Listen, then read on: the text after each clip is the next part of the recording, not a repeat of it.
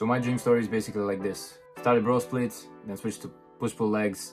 Did it for some time, built a solid mass, but I didn't eat that much, so that's why I couldn't bulk properly and make serious gains. So there was very little progress. Then I started Dorian Yates style, while also accounting for my diet, which obviously was needed for me to build more muscle. But Dorian Yates style actually really improved my physique, and it actually worked. I had good progress by doing only one set, if you're familiar with it, one set to complete failure per exercise. And I did progress a lot, but I also felt exhausted and could hardly do other things and sleep well, and it interrupted my basically whole health, even though I looked awesome. So after that, I educated myself even more and then came back to high volume workouts and not the high intensity ones. And I did it for some time, but again, I ran into the problem of fatigue and overtraining. I would sometimes feel like I'm sick and I had headaches, so it was basically one of the signs that I was overtraining. So the question is, why training more doesn't make more gains? You can only train so much to a certain point and do a certain amount of exercises, but the recovery and the rest is what makes you grow. You heard that rest actually builds your body and not the stimulus. Well, not only the stimulus, of course, stimulus plus the rest builds your great physique, but you've never really implemented the resting, or you didn't really know. You thought that rest meant that you would go 3 straight days in the gym and then having a day off. I'm not talking about that. I'm not saying you cannot grow doing the conventional methods and doing the high volume workouts, but it will negatively impact the rest of your life, such as your relationships, overall mood, sleep, health, even money, because you're gonna be focusing a lot on the gym, which is only one good thing that builds your whole confidence in your personality and your character, but not the only one you should work towards. Real results are made once you rest and sleep and recover from your weightlifting session. I've been researching sleep a lot, and I actually like sleep more than the weightlifting right at the moment, even though I grew up to absolutely love weightlifting and still go to the gym and still enjoy it, but the rest is completely essential. And you would progress even with worse sleep. If you perfected sleep, you would get the most out of your gains that you're leaving on the table, as a fitness influencer would say. And you would gain more with good sleep and proper, not overtrained weightlifting than just going full nuts on the gym and then not recovering properly. Biggest amount of growth hormone, which is used to heal all your tissues as well as muscles, happens during the deep sleep, the deep part of your non-REM sleep. Your testosterone peaks in REM sleep. So basically, good sleep equals maximum gains, and focusing more on sleep is essential to actually achieving your potential physique and progressing more in less time, while also not dedicating your whole life to the gym. Basically every single day going 2 hours a session, it's basically so painful. Some people may enjoy it, but I think they're just trying to escape the other bad parts of their life that they have, and the gym is the only place and way that they just actually feel useful, if I would say. I'm just speaking from experience. Maybe it's not the same for you, but actually for me it was kind of that way. So you can check out my program in the description. Again, I'm trying to sell you something. I will help you one-on-one, personalized, get it into your schedule, not lose much time on improving your sleep. And if it doesn't work out for you, if you didn't improve your sleep, you're just gonna basically get all your money back. No risk. So check it out if you want. What to switch in the gym? Maybe you've heard of Mike Menser.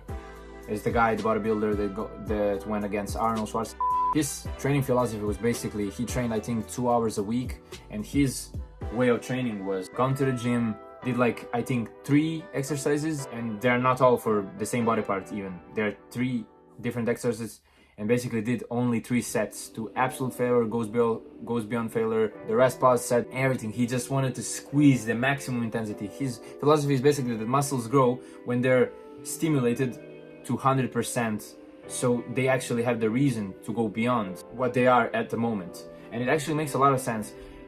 You would say if you wanted to lift more on bench press, you would just go nuts and go basically to absolute failure, trying to squeeze every single bit of your muscles in order for them to have a pretty good reason to grow, because you need to convince basically your body that it needs to grow. It doesn't want to spend resources on something you don't need. The problem with volume is that if you don't push yourself to your absolute limits, I don't see why your muscles would go. Maybe they would, and they actually do. People get results, but it just takes a lot more time. You need to push yourself more time in the gym, hour and a half, and basically your cortisol starts to spike after an hour in the gym, and your testosterone goes down. So staying in the gym for more than an hour is I wouldn't say detrimental, but it actually ruins your progress. Like they say, like 10 sets, 15 sets per muscle group. Even when you're advanced, you should do 20 sets per muscle group per week.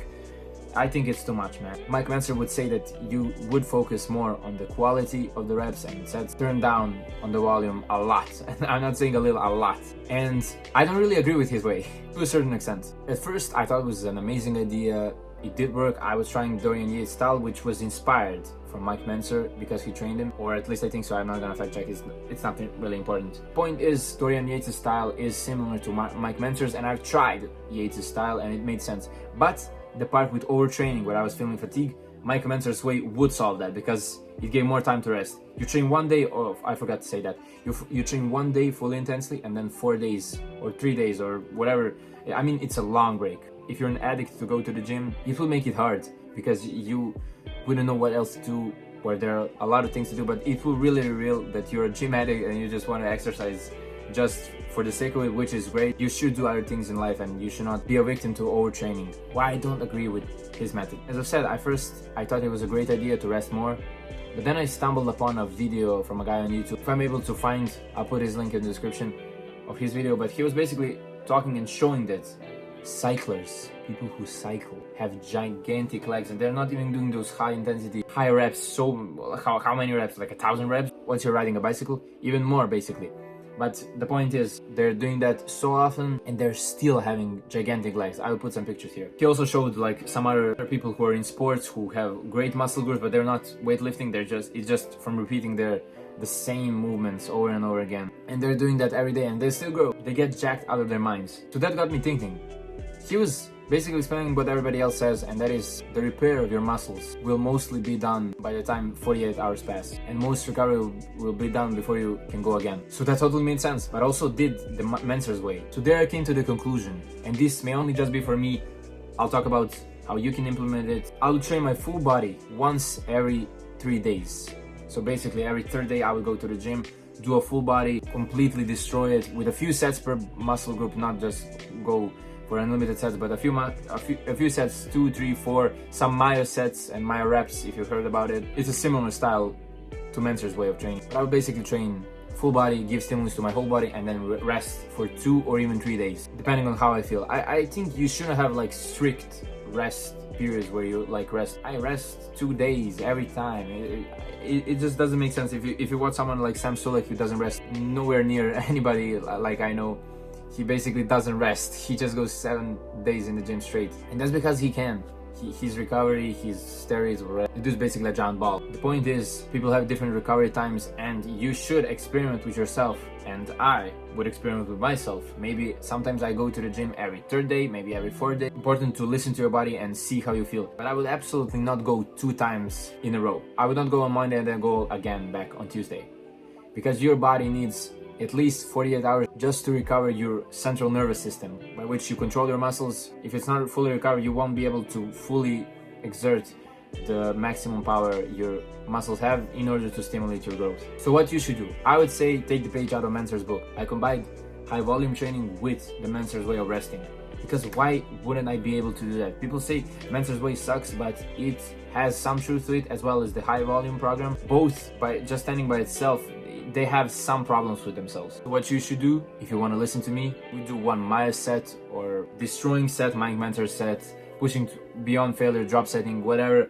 1 set per muscle group per session, and see how pumped you feel, how pumped you get. If you can progress by lifting heavy weights the next time. Never train 2 days in a row. Allow your muscles and central nervous system to completely recover and rest, and grow from there. If you see you're not getting stronger after a session, second session, third session, you're still basically lifting the same weight or even less of a weight, then you need to increase your volume. Probably not about 1 or 2 more sets and see how it goes from there. But by having this approach, you basically go from minimalistic training, where you train only 1 set, to increasing to the number of sets which you actually need, and which is absolutely essential for you to grow, without running the risk of just overtraining and giving your body more stress than it needs, not being able to recover in a certain period of time until you hit the next session. So Mentzer would say rest for 7-8 days. I would say if your muscle group can recover within the 48 hours, hit it again. But this way you won't be running the risk of overtraining your muscles.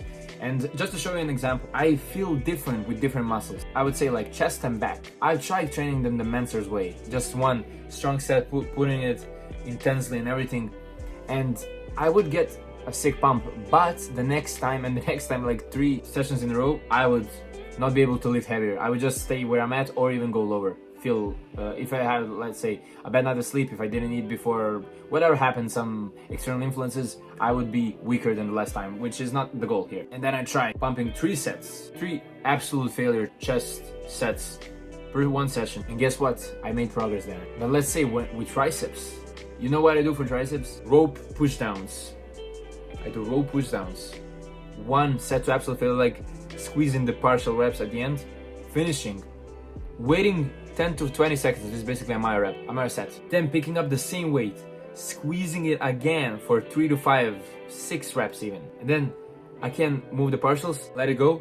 After 20 seconds, I go to the seated like push down machine where you push with your triceps downwards. Because I basically, you don't need to copy my exercises or do whatever, but it's just what makes me feel good, where I get a good pump and where I can progress actually. And then after 20 seconds, the third consistent set after the 20-second break, I push this out, all out to failure. I basically push them, controlled of course, and then at the end I squeeze in some partials.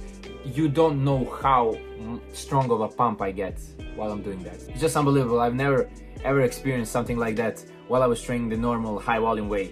And that's just for triceps. When I hit my chest or when I hit my back, oh my god, I can't really feel it. 1 in 10 set, that's nothing, man. My back can hold a lot more. So you get the point. You should experiment with your body. Maybe you're gonna act better on 1 set for back and then multiple sets for triceps. But you should just actually experiment and not just listen to some program somebody else told you, because they don't know how your body reacts to the stimulus. So at the end, once again, if you want to improve your sleep, go check out my program. You're not obliged to. You can just continue watching YouTube. But if you're really interested to improve your sleep, I would suggest you check it out. You don't have to buy it. You just have to check it out.